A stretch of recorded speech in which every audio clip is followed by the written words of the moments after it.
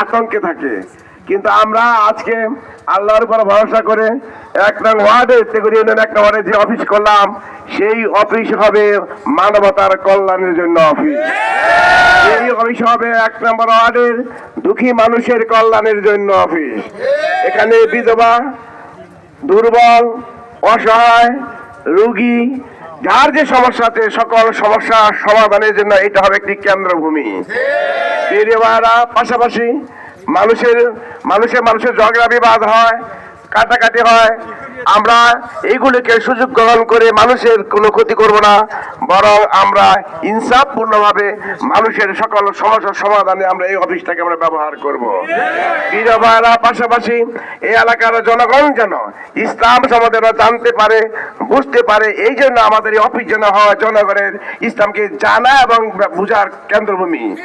যে যখন আসে সে যেন এখান থেকে কিছু কোরআন হাদিস নিয়ে যেতে পারে, ইসলামী সাহিত্য যাতে নিয়ে যেতে পারে, আমরা যেন তাদেরকে উদ্বুদ্ধ করতে পারি। এমনি ভাবে যদি আমরা মানুষের সমস্যার সমাধান, মানুষের এখানে স্বল্পতা দূর করে ইসলাম অনুযায়ী জীবনযাপন করার জন্য যদি বই খাতা কোরআন হাদিস দিয়ে সহযোগিতা করি, মানুষ বিপদ আপদে যে সমস্যার সমাধানে যদি আমরা ভূমিকা রাখি, তাহলে ইনশাআল্লাহ জামাত ইসলামী কর্মী হচ্ছে সমাজকর্মী, তাহলে এটা সত্যিকার অর্থে জনগণের কাছে প্রতিনিধিত হবে।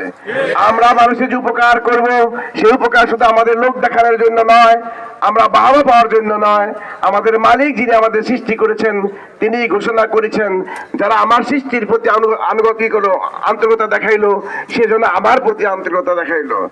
আর যে আমার সৃষ্টির প্রতি উপকার করে সেজন্য আমার প্রতি সে এহসান করে। সুতরাং আমরা আল্লাহ, আর যে ব্যক্তি মানুষের দুঃখ দুর্দশার জন্য এক বিগত পরিমাণ চেষ্টা করে, আমি কাল কিয়ামতের জন্য তাকে সেই চেষ্টা পূরণের জন্য আমি সমস্ত গুনাহ মাফ করে তাকে জান্নাতে যাওয়ার ব্যবস্থা করে দিব। শুধু তাই আল্লাহ রাসূল সাল্লাল্লাহু আলাইহি ওয়াসাল্লাম বলেছেন যে আল্লাহ বলেছেন যে আমার সৃষ্টির প্রতি যে দয়া দেখায়, আমি আল্লাহ স্বয়ং তার প্রতি দয়া দেখাই। সুতরাং আমরা মানুষের প্রতি উপকার করব, মানুষের সমস্যার সমাধানে ভূমিকা রাখবো, এটা শুধু লোক দেখানোর জন্য, বাহবা পাওয়ার জন্য না, আমাদের মালিকের নির্দেশ, মালিককে সন্তুষ্ট করার জন্য হবে।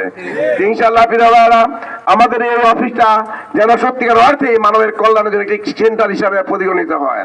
ইনশাআল্লাহ আপনারা এখানে আসবেন, কোরআন হাদিস নিবেন, কোরআন হাদিস অন্যকে এখান থেকে উপহার দিবেন, কাউকে পড়তে দিবেন, মানুষের যে কোনো সমস্যা হয় সমাধানে যারা দায়িত্ব পালন করে তাদের কাছে আসবেন।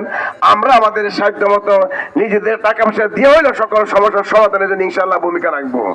আমাদের কথা শক্ত কাজ, আমাদের কথা ক্লিয়ার, আমরা নিজেরা চাঁদাবাজি করি না, অন্যকে আমরা করতে দিব না।